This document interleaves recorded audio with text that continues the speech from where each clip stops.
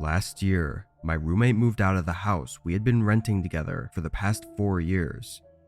By then, both of us had gotten better jobs and were getting paid more, and the house we had wasn't the best, so it was only a matter of time before one of us moved out to get their own place.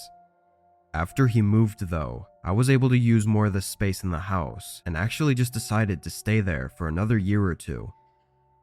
This happened during this time in early December. Our area was going through a week of some pretty bad snowstorms, and the office I worked at allowed us to work from home for a few days if we wanted to. Obviously, I chose to take the offer. I used my old roommate's bedroom as an office and worked throughout the day, but at one point while I was working, there was a knock at the front door. I left the room and checked who it was. There was a man on the porch in a heavy winter jacket. He didn't seem to be a worker or delivery person of any kind, just some regular guy. I opened the door, getting hit by a rush of snow and wind. "How can I help you?" The man smiled and apologized for interrupting my day, then explained his situation. He said his car got stuck in the snow right on the side of the road next to my house, and he didn't have a phone on him, so he asked if he could borrow mine. Obviously skeptical, I told him to give me a minute, then I closed the door and went to the other side of the house. I looked out the window at the road he was supposedly stuck on. There was a small SUV that looked like it had actually slid into the curb and gotten stuck in the snowbank. Now that I was pretty sure he wasn't lying, I grabbed a jacket and put on some shoes, then went back to the front door. I was still a bit skeptical, but I stood on the porch with him as he used my phone to call his brother, just so that if he did try to run with my phone or anything, I could chase after him or prevent him from leaving. After a quick call though, the man handed my phone back and thanked me, then walked away.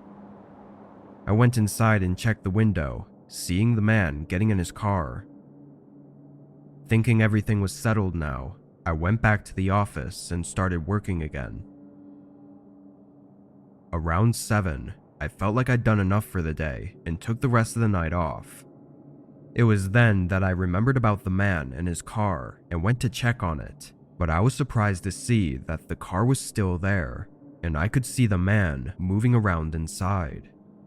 It had been almost 3 hours by then, which made me wonder how he was still there.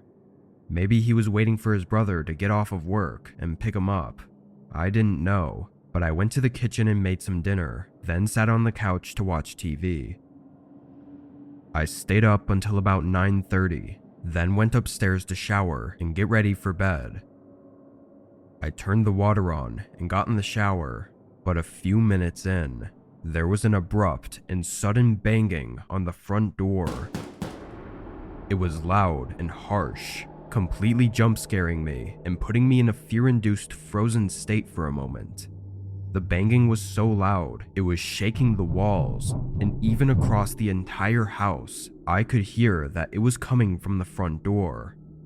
They were hitting it non-stop, and I could even hear them aggressively shaking the door handle. It was such a sudden burst of chaos that it was hard for me to know what to do. I turned off the shower and quickly got dressed, but as I left my room and walked down the upstairs hallway, everything stopped. It was just silent, no more sounds at all. I stopped in place, hearing only the wind from outside and feeling the eeriness set in, before I slowly walked downstairs and up to the front door. Nobody was there anymore. I quickly ran to the window, seeing that the car was still there, but the man was not inside of it. Not knowing what to make of any of it, I called the police. When they came, they noticed multiple sets of shoe prints in the snow, but they were covered up by the storm soon after. They took the license plate of the car though and found a picture of the owner, and from what I could tell, it was the same guy that I'd helped on my porch. In the following days, they waited for him to turn up, but as far as I know, he never did. It's really disturbing to think about what could have happened that night right outside my door.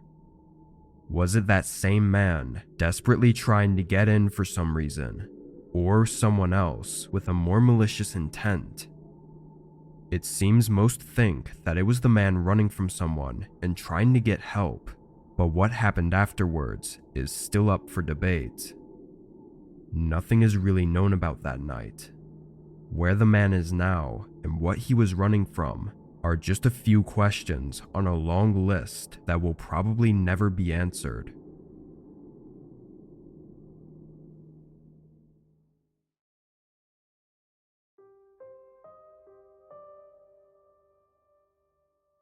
It was January, and I was renting out a winter cabin that was by an ice fishing lake.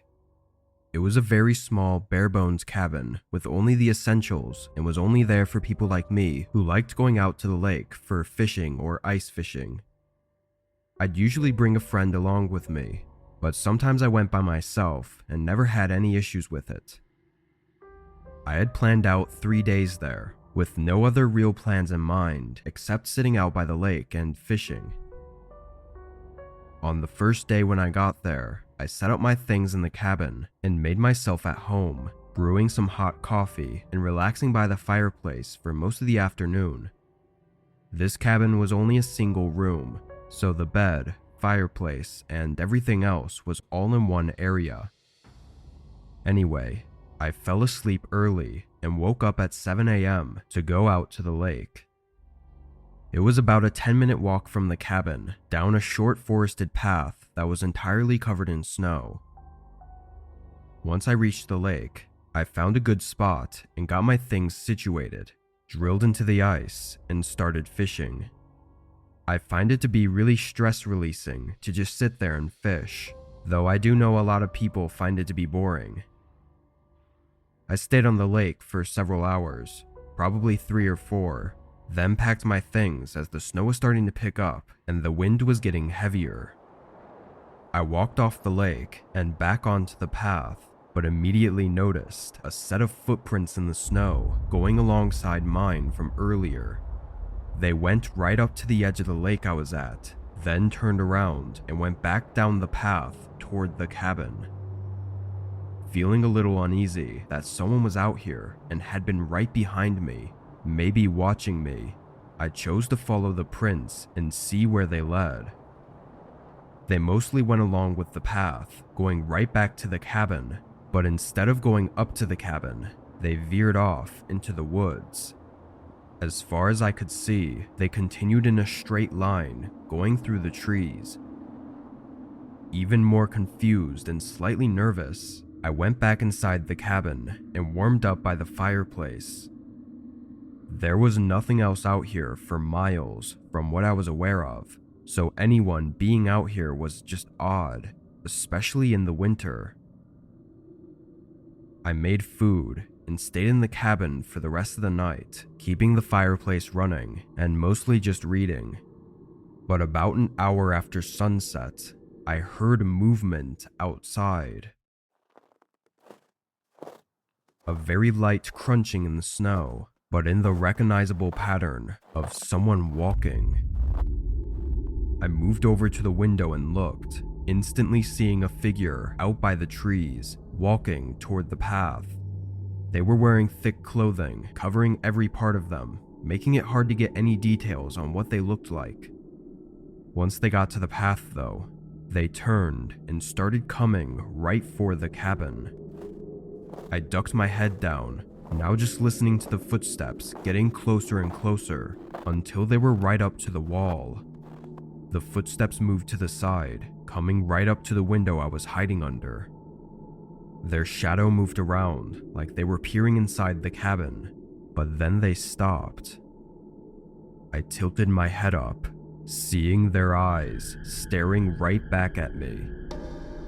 I jumped away, now standing a few feet from the window as the person quickly tried to lift it open. I ran and grabbed a nearby knife, but after a few more attempts at opening the window, the person ran off. I watched their figure disappear into the snowy woods, going in the same direction I'd seen them come from. After that, I packed up and ran for my car, leaving the area only a few minutes later. I don't know who they were or what they wanted, but they knew I was staying there after seeing me at the lake and willingly came back in the middle of the night to try and break in through the window, so they definitely had something horrible in mind.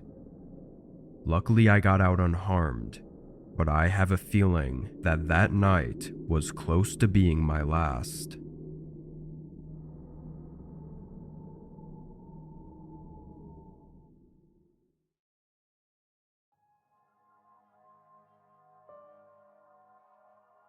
This happened in January of 2020 when I was 18. Over winter break, I had signed up for DoorDash since a couple of my friends were also doing it. I didn't really need the money, as I was in high school and still living with my parents, but it was more to just have something to do. And as a kid, a couple $100 a week was pretty nice. My first few nights went smoothly. I got the hang of it after the first 3 or 4 orders, and after that, it was all just the same sort of work cycle. During my second week, I started working more though, getting excited about making money for the first time and trying to make as much as I could. My friends were doing the same and had mentioned that on days with bad weather, you'd usually make even more. So on the one night when snow started coming down, I chose to hit the road and do some deliveries. For the first hour, I was FaceTiming one of my friends as we were both driving around, but he stopped and went home around 8. It was Saturday, so I could stay out as late as I wanted, but by 10, I was getting a little bored. I took up one more order. I got the bag and drove to the neighborhood it was in. This was just some regular street with very average houses. By now, the snow had covered up everything though, which made it both hard to drive and hard to see the numbers on the houses. I slowly made my way down the street until finally finding the right address. It was a 2-story, typical-looking suburban home that still had Christmas lights hanging on the trees outside. I parked and put my hazards on, then got out. I double-checked that the bag had everything as I walked up the driveway, but as I approached the porch, I saw that the front door was open. Not all the way, but enough to be strange considering it was snowing and cold. I figured it was so I could leave the bag inside the house rather than out in the snow. So when I got up to the door, I pushed it a little bit more open and slid the bag inside the house.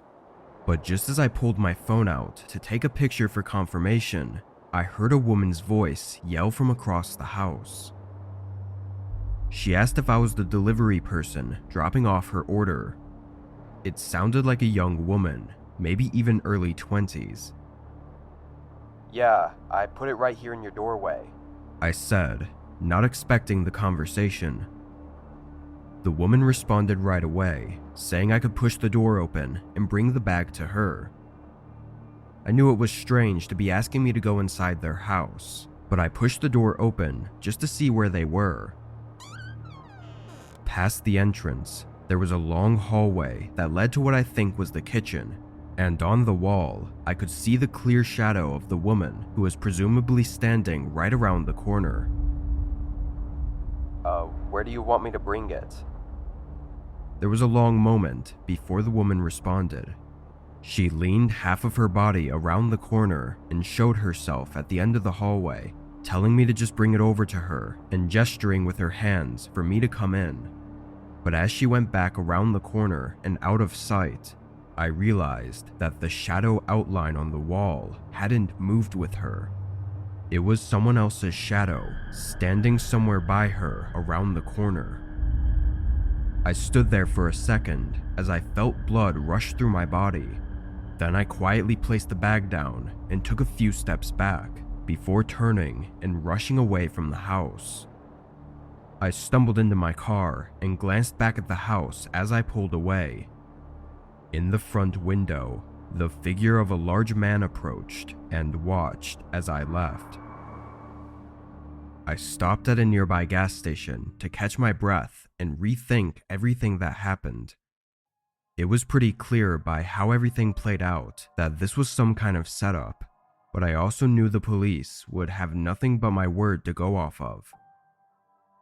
I did end up reporting it, but when they went to the house to ask the woman about what happened, she denied that anyone else was there and denied the officers access to search the home for anyone else. So, like I said, the police were unable to do anything at the time. What the woman and the man were trying to do by getting me inside their house is unknown, and I can only imagine that I wouldn't be here right now if I had gone inside without thinking twice.